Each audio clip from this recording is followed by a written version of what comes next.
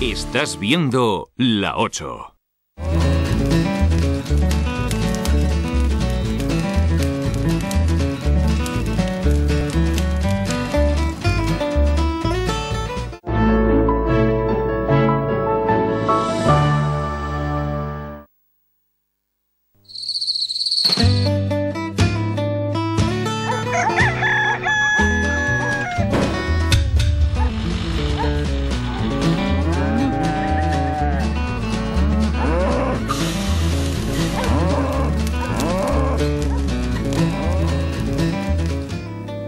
La gastronomía de nuestra provincia es tan rica como están viendo hoy en Campo Abulense, y aunque la Semana Santa ya haya terminado, vamos a asistir a la elaboración de dulces típicos de estas fechas. Titulares. La poda es un proceso común a todas las plantas y árboles. Aunque cada ejemplar requiere su propia técnica, siempre es conveniente tener en cuenta una serie de recomendaciones generales que en el programa de hoy nos darán expertos en la materia. Veremos cómo efectuar esta práctica en los árboles frutales con el objetivo de conseguir mejores producciones. En unos minutos. Si hay un producto salado que representa a Ávila, ese sin duda es el cochinillo. En Porquí Ávila se afanan por conservar una cultura proyectada desde hace siglos. Es uno de los mataderos, el único de la provincia, que se ha adherido a la marca de garantía Tostón de Arévalo. Hoy nos metemos en el día a día de esta empresa para comprobar cómo es el proceso de selección de este manjar. Y en Asaja Informa les daremos todas las claves sobre las últimas novedades y seguros agropecuarios que puedan serles útiles. Acomódense, entramos en profundidad en una nueva edición de Campo Abulense.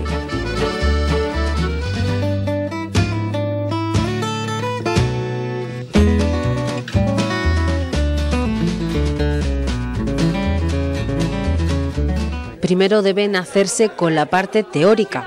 La poda es un mal necesario si quieres tener un rendimiento en fruticultura. Es una técnica y un arte, porque es algo que hay que hacerlo todos los años y hay que hacerlo muy bien para que el árbol sufra lo menos posible y tengas muy buenos resultados en la fruta. Aquí conocen en profundidad cómo son los árboles que más tarde van a tratar y los tipos de poda que existen. De ello han tomado buena nota los alumnos, pero vamos a ver qué tal se les da en el terreno. Con las herramientas en mano, Manuel les enseña la poda del vaso, que se usa desde hace 20 años y con la que se consiguen mejores resultados. Aunque antes de comenzar les da un consejo previo. Lo que tenemos que guardar es un equilibrio siempre. Vamos a guardar un equilibrio en el árbol y se va a guardar de la siguiente manera. Vamos a empezar a dar cortes pequeños. Veis que aquí el error que se cometió es que el injerto seguramente está ahí enterrado y el primer corte le dimos aquí. Eso es un error grandísimo, porque donde damos el corte es donde se empiezan a formar las ramas. Aquí lo veis perfectamente. Entonces, en los primeros cortes hay que dar los cortos siempre. Habría que haber dado un corte aquí, aquí y aquí. Y a partir de aquí se empiezan a formar ramas. Se recomienda un cuidado desde el suelo para obtener rentabilidad y cortarlo para que genere rama y con ella fruto. Muchos han observado que deben cambiar el modus operandi. La tradición y la manera en la que lo hacían nuestros antepasados no es tan buena como pensábamos. Hay cosas que tradicionalmente nos habían enseñado nuestros padres de que se tenían que hacer de una forma y ahora nos vamos dando cuenta a medida que vas aprendiendo cosas nuevas de que no lo que ellos nos decían tenían toda la razón. Y entonces vas viendo cosas nuevas y aprendes cosas nuevas. El tema del castaño, que yo estaba haciendo una cosa, que estaba regando los castaños de una forma y me ha explicado que para prevenir enfermedades del chancro, de hongo, que no hay que regarlos como estaba haciendo yo. Una formación muy útil, sobre todo en el sur de Ávila, donde se dan la mayor parte de los árboles frutales en nuestra provincia.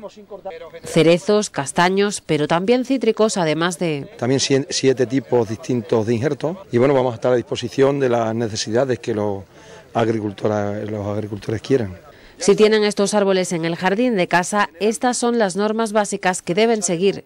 Lo dice el experto. La única manera de generar rama en un árbol frutal es cortando, que es uno de los errores que se estaban cometiendo. Y en el caso del cerezo en particular, aparte de la formación, lo que explicamos es cómo paralizarle, que no pasa en la mayoría de los árboles frutales, pero en cerezo mediante una técnica se le puede paralizar perfectamente a la altura que queramos. Independientemente de la altura, uno lo queremos el árbol a 3 metros y otro a 8 metros, pero que sepamos cómo funciona, cómo se generan ramas y sobre todo cómo paralizarle.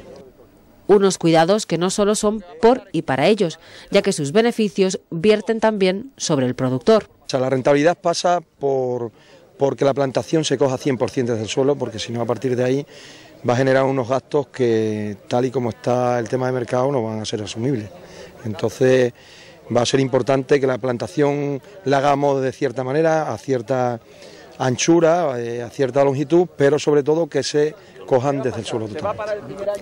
Hay muchos tipos de formación de árboles, aunque hoy en el raso están aprendiendo la que se denomina abaso. Hay multieje, eje central, palmeta en cordón horizontal, o sea, podríamos hablar de una cantidad y todas tienen sus ventajas y sus inconvenientes, claro. La de vaso consiste principalmente en saber cómo entra en producción el cerezo, que es siempre en rama de segundo año.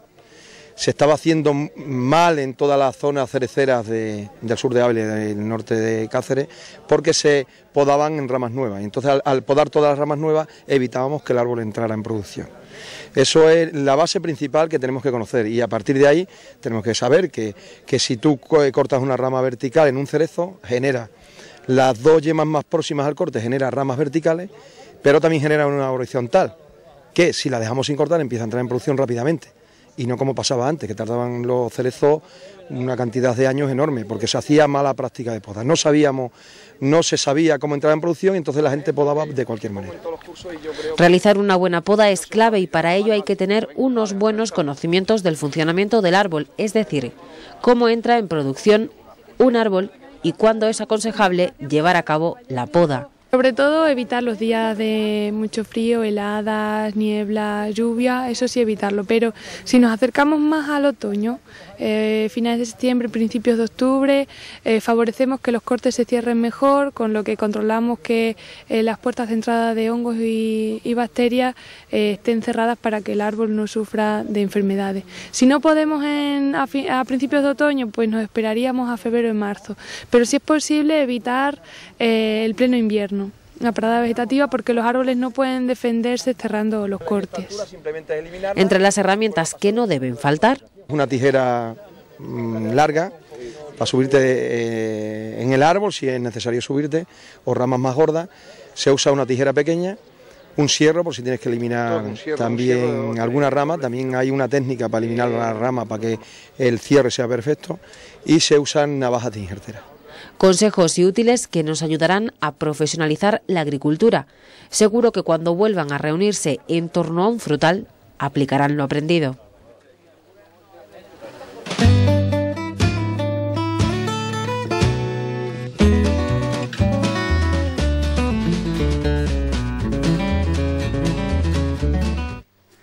La marca de garantía Tostón de Arévalo certifica y garantiza que este es un producto de calidad. Forma parte del patrimonio cultural y gastronómico de la comarca de Arévalo, caracterizado por un modo natural y tradicional de cría y de preparación, que ha sido desarrollado y transmitido durante siglos. Para hacer honor a su calidad, no solo hay que tener en cuenta cómo se crían y cómo se cocinan, sino también el transporte en vivo, su sacrificio, calificación y envasado. En Porquí Ávila, uno de los operadores de este marchamo se afanan por conservar esta cultura proyectada desde hace siglos. Hoy es día de sacrificio de tostones que han sido criados en granjas adheridas a la marca. Vienen de Muñico y han llegado unos 60. Desde la marca sí que es un tema importante el bienestar animal en el transporte. Lo que se evita es que sea lo mínimo estresante. Para ello, pues sobre todo lo que se hace es que vengan hermanos, por así decirlo, que vengan los hermanos juntos, no se les mezcla con otras partidas, pues para evitar que estén más estresados de lo que ya es en sí el propio transporte. Por tanto, es una de las cosas que se evita. Él, como inspector de la marca, cada semana acude a estas instalaciones para realizar un riguroso control y una minuciosa selección de cada ejemplar. Paso a paso, el inspector de la marca observa atentamente cada eslabón de la cadena. Una vez ha sido aturdido y sangrado, pasa a la máquina quitapelos. Si quedan restos, se repasan. Todo ello con baños entremezclados de agua fría y agua muy caliente. Tras el viscerado llega el sellado sanitario y su reposo durante unas 4 o 5 horas. Desde el momento de la descarga hasta el punto final en que sale ya para el cliente de destino, el veterinario tiene que revisar todas las labores y todas las fases que lleva el cochinillo. O sea, desde la descarga, todo el proceso de pelado, el eviscerado, el envasado, todo lo supervisa el veterinario oficial de la Junta de Castilla y León. Para garantizar este producto desde principio a fin, todos los animales tienen que llevar una serie de distintivos, señales que nos indicarán en el plato que han cumplido todos los compromisos de calidad. El primero de ellos es este crotal en su oreja derecha. Lo que hacemos primero es comprobar que todos tienen el crotal y comprobar el número, porque con este número sabemos de la procedencia de dónde viene, de cuándo nació y demás. Lo segundo es pesarlos. Vamos a pesar este animal. Bueno, y como vemos, pues tiene 6,2 kilos, estaría fuera de los parámetros que exige la marca, por tanto este animal se descalificaría por el peso excesivo que tiene. Vamos a pesar este otro. Bueno, como podemos ver, este cochinillo pues tiene un peso de 4,2 kilos en canal, por tanto está dentro de los parámetros de la marca y sin duda su conformación y demás es muy buena, por tanto este sería válido para la marca. Tras el sellado a fuego es importante que los que han sido calificados lleven también esta vitola en la pata delante izquierda, una banda con las marcas Tostón de Arévalo, Tierra de Sabor y otras de sus especificidades. Y una vez pesados, pues lo que hacemos es ver que no tengan golpes, arañazos, que tienen buena forma, que están muy bien formados y que cumplen los parámetros mínimos que exigimos dentro de la marca.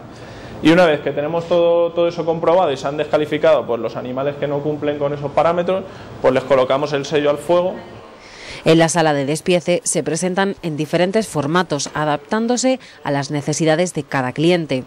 Servimos todo lo que el cliente quiera, desde el cochinillo entero, natural, hasta el cuartos de cochinillo para cuchifrito, incluso ya preasado. El tostón de Arévalo también vale no solamente para asar, sino para hacer cuchifrito o para que la ama de casa se lo pueda llevar preasado y ella simplemente en 20 minutos, media hora, en el horno de su casa le salga también bien.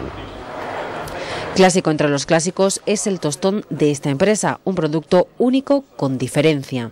Dentro de los tostones de Arévalo hay diferencia, de hecho una parte de ellos no se pueden clasificar como tostón de Arévalo, no se pueden marcar como tostón de Arévalo. Pues hay todavía más diferencia con el resto de tostones que no son de la zona o que no están criados con el mimo que los crían los ganaderos de la marca de tostón de Arévalo.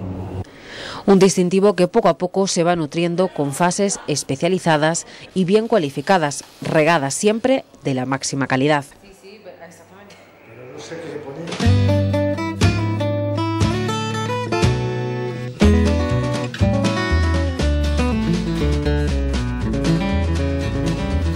Miramos una semana más las distintas cotizaciones de las mesas de ganado y cereales.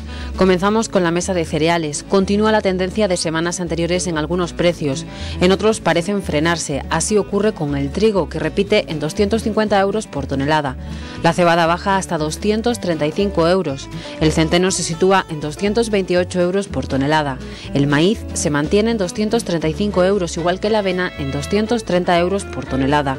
Los precios de la paja tampoco sufren variaciones. El precio del paquete grande se sitúa en 48 euros por tonelada y el pequeño en 51 euros.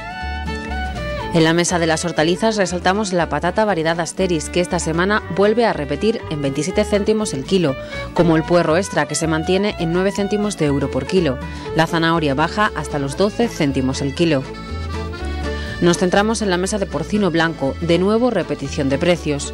El cerdo selecto cuesta 1,40 euros por kilo vivo, el cerdo normal un céntimo menos, es decir 1,39, y el cerdo graso también se mantiene en 1,35 euros por kilo vivo. Por los tostones se paga por unidad 35 euros.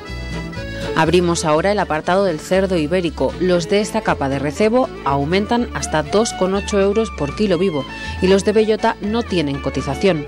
Los cochinillos ibéricos alimentados de pienso suben ligeramente hasta 1,96 por kilo vivo, igual que los de pienso extensivo, que incrementan su precio hasta 1,99 euros por kilo vivo.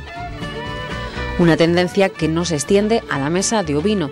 Los precios después de las fiestas continúan manteniéndose, así que los lechazos marcan 3 euros por kilo vivo y los corderos 2,75.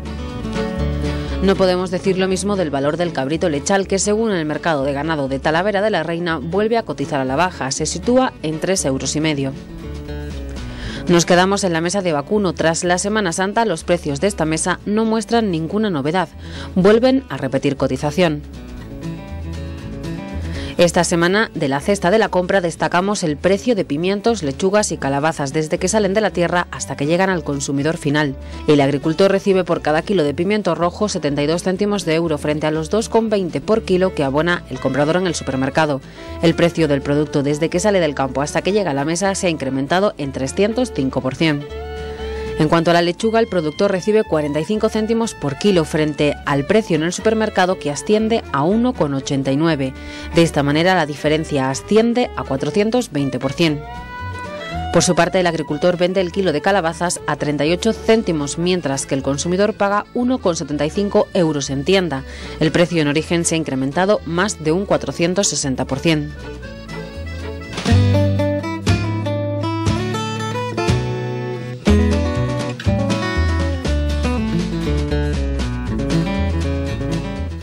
Al poner el pie en esta casa centenaria, el buen olor nos invade.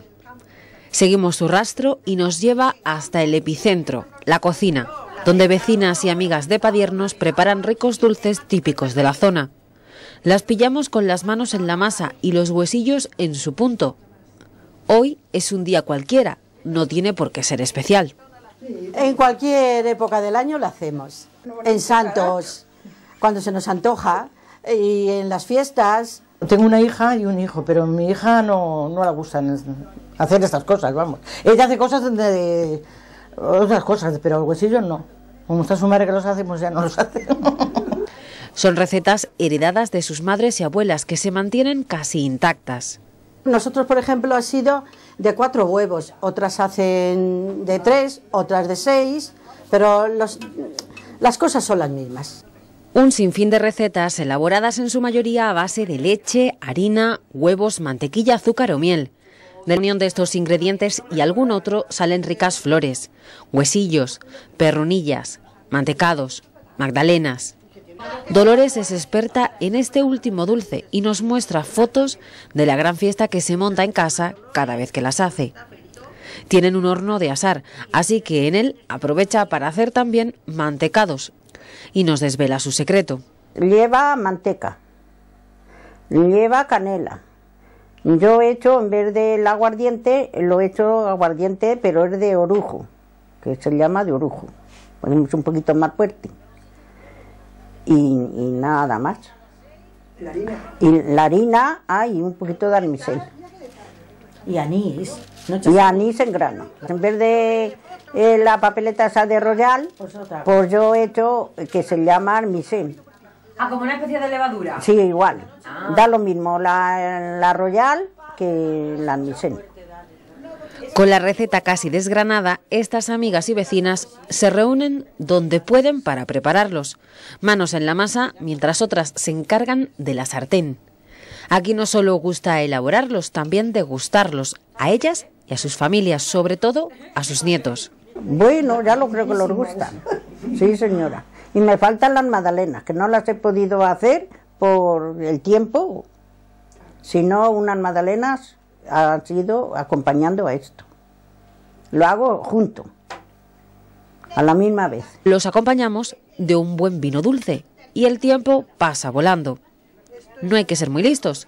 Cuando nuestras abuelas se ataban el mandil, todo sabía mejor.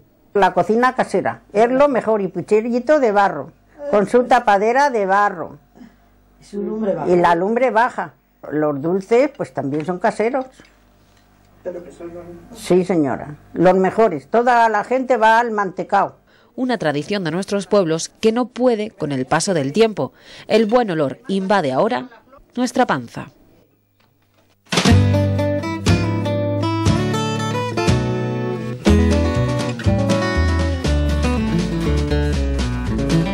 Joaquín Antonio Pino afronta su segundo mandato al frente de Asaja Ávila tras resultar reelegido en el 8º Congreso Provincial como presidente de la Organización Profesional Agraria. Forman parte de la Junta Directiva ganaderos y agricultores profesionales de las diferentes comarcas abulenses, con nuevas incorporaciones que se suman a otros miembros que ya conocemos. Más del 30% son agricultores y ganaderos jóvenes, tienen menos de 40 años. El reelegido presidente aseguró que Asaja Ávila continuará trabajando para defender los intereses del sector. En el acto también estuvo presente el presidente regional de Asaja, Donaciano Dujo, quien reclamó antes de pronunciar la conferencia reforma de la PAC en el marco presupuestario 2014-2020 que la Junta de Castilla y León haga valer su posición a la hora de repartir los derechos entre las comunidades autónomas.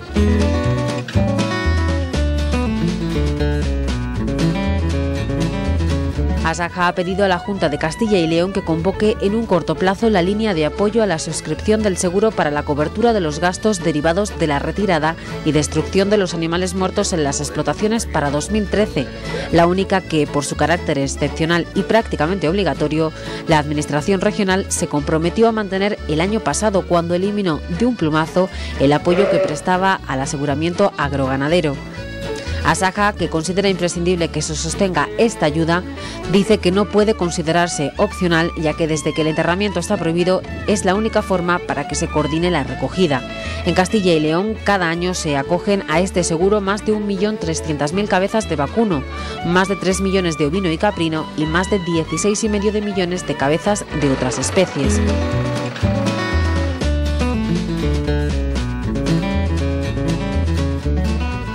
Recorte a traición, así es como califica Asaja la propuesta de la Comisión Europea de rebajar en este 2013 un 5% los pagos directos que los agricultores de la Unión Europea reciben por la PAC. Para Asaja, este nuevo descenso se suma a la modulación aplicada desde hace unos años, que asciende a otro 10%.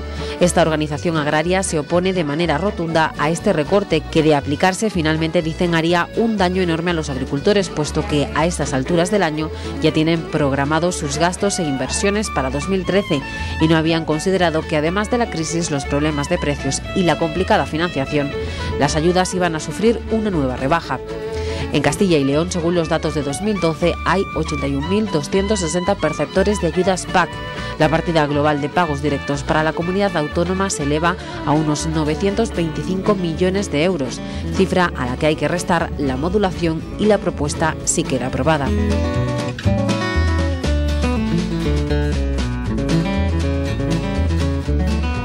Asaja de Castilla y León ha iniciado esta semana una campaña de información y asesoramiento a los agricultores y ganaderos afectados por las inundaciones por el desbordamiento de los ríos y cauces de agua, para que reclamen a la Confederación Hidrográfica del Duero las indemnizaciones por daños ocasionados en sus propiedades. De este modo se informa de la importancia de tramitar las solicitudes de indemnización, reflejando con la mayor exactitud posibles daños que se hayan producido en sus propiedades y haciendo una valoración aproximada de los mismos.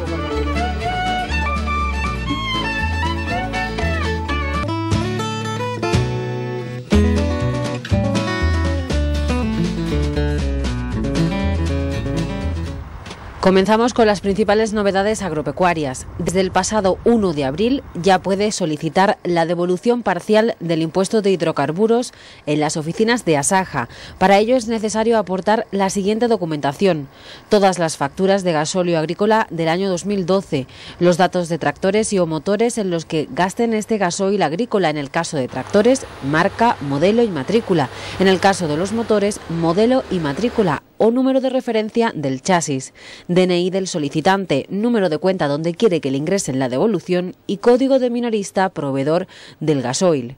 Si está pensando tramitar sus impuestos, ahora también puede hacerlo hasta el 22 de abril en las oficinas de Asaja, tanto la autoliquidación trimestral del IVA como los pagos fraccionados y retenciones. Esta semana también se ha abierto el plazo para solicitar el borrador de la declaración de la renta. Por otro lado, les informamos sobre el decreto ley que posibilita la compatibilidad entre la pensión de jubilación y el trabajo. Este anuncio es de especial interés para el sector agroganadero, puesto que un agricultor o ganadero como autónomo inscrito en el RETA o SETA, cuyos ingresos anuales de la agricultura no superen el salario mínimo interprofesional, puede cobrar la pensión y mantener la actividad agraria sin necesidad de cotizar a la seguridad social. Si sus ingresos agroganaderos sí superan el salario mínimo interprofesional, se le abre la opción de compatibilizar la actividad con el cobro del 50% de la pensión que le corresponda. Y les recordamos que sigue abierto el plazo de presentación de la PAC hasta finales del presente mes.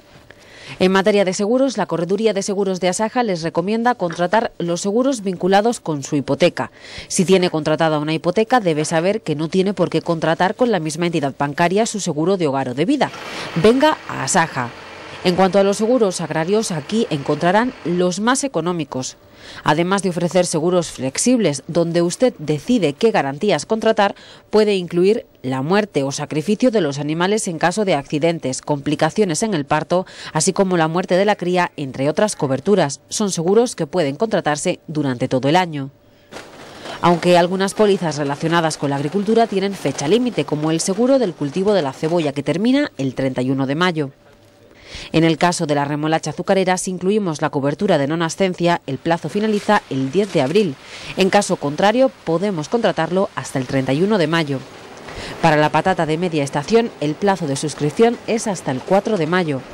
Para más información sobre estos asuntos u otros, pase por cualquiera de las oficinas que Asaja tiene repartidas por toda la provincia.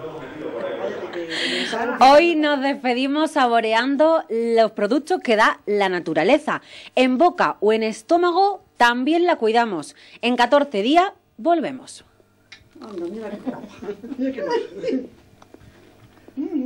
Rico, ¿eh? Y que nos volvamos a ver.